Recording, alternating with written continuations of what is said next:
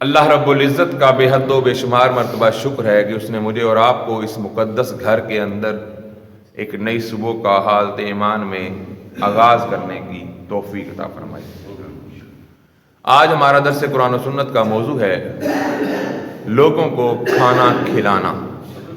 اللہ رب العزت کی بارگاہ میں دعا ہے، التجا ہے تو مجھے حق سچ بیان کرنے کی اور بیان کرنے کے بعد سننے سنانے کے بعد عمل کرنے کی توفیق عطا فرمائی۔ حضرات ذی وقار، لوگوں کو کھانا کھلانا بہت ہی بڑا عمل ہے۔ حضور علیہ الصلوۃ والسلام نے ارشاد فرمایا کہ اللہ کے ہاں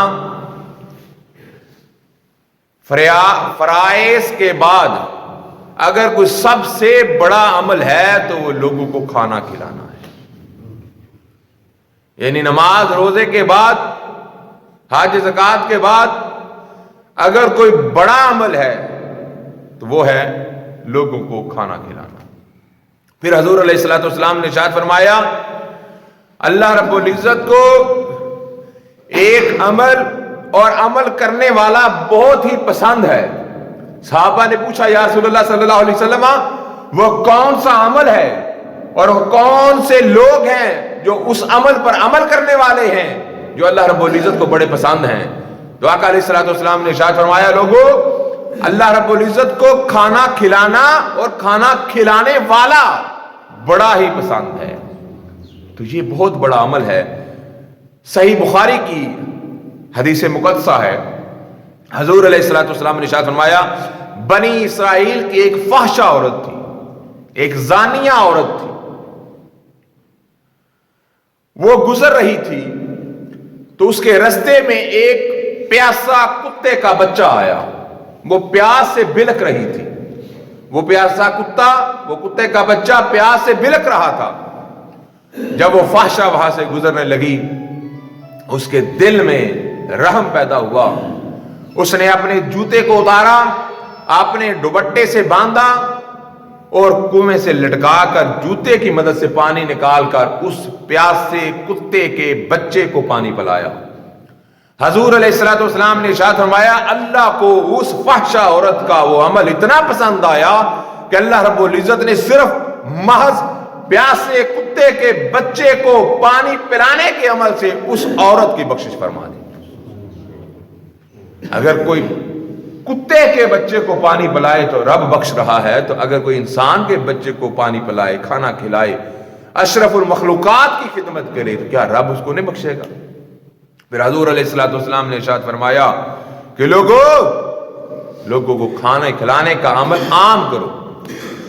حضور علیہ الصلوۃ والسلام نے ارشاد فرمایا اگر کوئی شخص اپنے مسلمان بھائی کی پسندیدہ شے اس کو کھلائے تو اللہ رب العزت اس کے جسم کو جہنم کی آگ پر حرام قرار دے دیتا۔ آپ اپنے کسی بھائی کی خوشی کے مطابق اس کی پسند کی شے اس کو لا کر کھلاتے ہیں تو اللہ رب العزت کے پیارے حبیب نے فرمایا اللہ رب العزت اس پر جہنم کی آگ کو حرام قرار دے دیتا۔ پھر حضور علیہ الصلوۃ والسلام نے ارشاد فرمایا لوگوں کو کھانا کھلایا کرو۔ جو کسی بھوکے کو کھانا کھلائے گا میں اللہ کا نبی محمد اس سے جنت کا وعدہ کرتا ہوں، اس سے رب کی بخشش کا وعدہ کرتا ہوں کہ اللہ رب العزت کو بخش دے گا، اس کو جنت جیسے اپنے انعام سے سرفراز فرما دے گا۔ بڑا عمل ہے کھانا کھلانا، مگر آج ہمارے معاشرے کے اندر یہ عمل کم ہوتا جا رہا ہے، ناپید ہوتا جا رہا ہے۔ آج تو ہم کو مہمان آ جائے تو اس کو زحمت سمجھنا شروع ہو جاتے ہیں، بلکہ مہمان تو اللہ رب العزت کی رحمت ہوا کرتا ہے۔ حضور علیہ الصلوۃ والسلام کی بارگاہ میں ایک شخص آیا، ایک مہمان آیا۔ حضور علیہ الصلوۃ والسلام نے صحابہ کو کہا کہ صحابہ اس کی مہمان نوازی کون کرے گا؟ ایک صحابی کھڑے ہوئے کہنے لگے یا رسول اللہ صلی اللہ علیہ وسلم میں اس کی مہمان نوازی کروں گا۔ وہ صحابی اس مہمان کو لے کے گھر چلے گئے۔ گھر جا کے اپنی زوجہ سے، اپنی بیوی سے پوچھا ہاں بھی کھانے کو کچھ ہے؟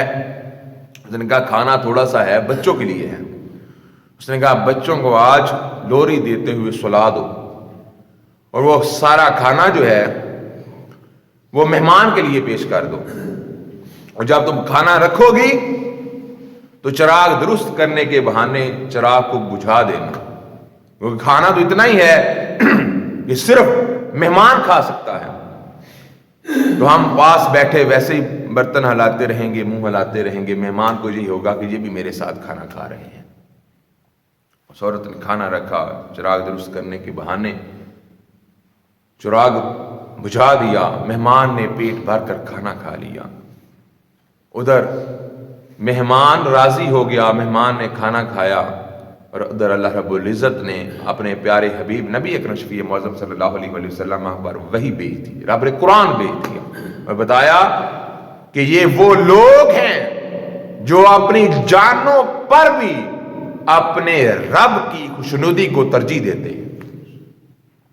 اور حضور علیہ الصلوۃ والسلام نے فرمایا، اے صحابی، تیرے اس عمل سے تیرا رب تجھ سے راضی ہو گیا ہے۔ اتنا بڑا عمل ہے۔ آج ہمارے دور کا کوئی بندہ ہوتا، ہم میں سے کوئی ہوتا، کوئی مہمان گھر لے جاتا اور گھر میں کھانا تھوڑا ہوتا، صرف بچوں کے لیے ہوتا، اور وہ کہتا کہ مہمان کے لیے کھانا لے آؤ، بچوں کو رہنے دو، تو امکان یہی ہونا تھا کہ بیوی اس کو ادھر ہی ڈانٹنے اور ڈپٹنے شروع ہو جاتی، تو کدھر کو پوچھ کے مہمان لے آندا بھی کنوں پوچھا تو انہوں چک لے آندا نال، ادھر ہی ان کا جھگڑا شروع ہو جاتا۔ مگر وہ صحابیہ تھی۔ ہمیں اپنے گھروں کے اندر اسلام کے ماحول کو رائج کرنا ہے، اور اپنی عورتوں کو، اپنی بچیوں کو دین کی تعلیم دینی ہے، مہمان نوازی سکھانی ہے۔ آج تو ہم پہلے ہی پوچھ لیتے ہیں، کھانا تو نہیں کھانا، کھانے کا ٹائم ہے، کھانا تو نہیں کھانا۔ جب نہ کا لفظ پہلے استعمال کر لیا، مہمان تو ویسے ہی شرمندہ ہوتا، کہتا نہیں جی میں کھانا، نہ کھانے کا وقت ہے۔ آپ سمجھتے ہیں کہ یہ کھانے کا وقت ہے، اس نے کہاں سے کھایا ہوگا؟ بغیر پوچھے اپنی بساط، اپنی استطاعت، اپنی طاقت اور اپنی حیثیت کے مطابق مہمان کو کھانا پیش کیا جانا چاہیے۔ اور پھر جو بندہ مہمان کی خواہش کے مطابق، مہمان کی خوشی کے مطابق اس کو کھانا پیش کرے گا، بندہ پوچھ ہی لیتا ہے کہ آپ کو کھانے میں کیا پسند ہے، میں نے اہتمام تو کرنا ہے، میں نے خرچ تو کرنا ہے، میں نے چیز تو لانی ہے، آپ کو کیا پسند ہے۔ اور اگلے بندے کے ذہن میں بھی اگر یہ سرکار کی حدیث ہے کہ میں اس کو اپنی خواہش یا پسند کا اظہار کروں گا اور یہ میری پسند کی چیز مجھے کھلائے گا، تو اللہ رب العزت اس پر جہنم کی آگ کو حرام قرار دے گا۔ اگر اس نیت سے وہ اپنی خواہش کا اظہار کر دیتا ہے کہ مجھے کھانے میں فلاں چیز پسند ہے، تو اس کا یہ اس نیت سے اظہار کرنا بھی جائز اور مستحسن ہے۔ حضرات دیوکار، کھانا کھلانا بہت بڑا عمل ہے۔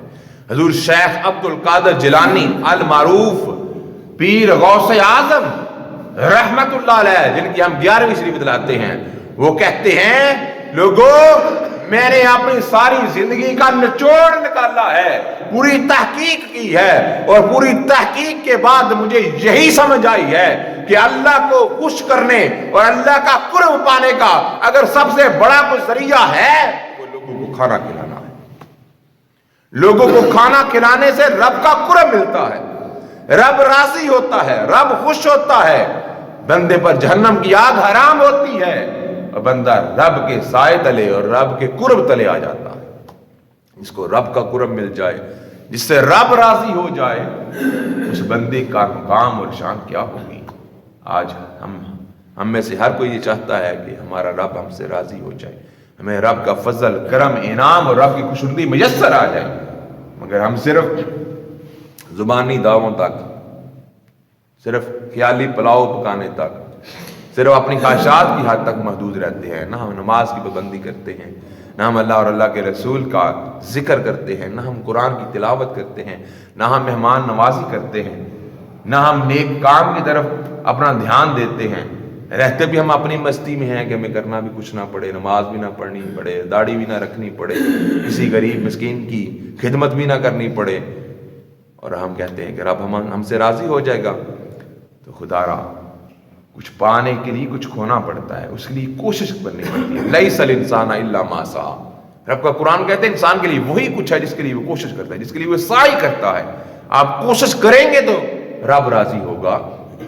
آپ قرآن کا مطالعہ کریں، نبی کے فرمان کا مطالعہ کریں، اور وہ چیزیں سیکھیں جن کے کرنے سے رب راضی ہوتا ہے۔ حضور نے فرمایا، کھانا کھلانے والے سے رب راضی ہو جاتا ہے، کھانا کھلانے والے پر رب جہنم کی آگ کو حرام قرار دے دیتا ہے، اور اب کھانا کھلانے والے کو جنت جیسی اپنی نعمت عظمیٰ عطا فرماتا ہے۔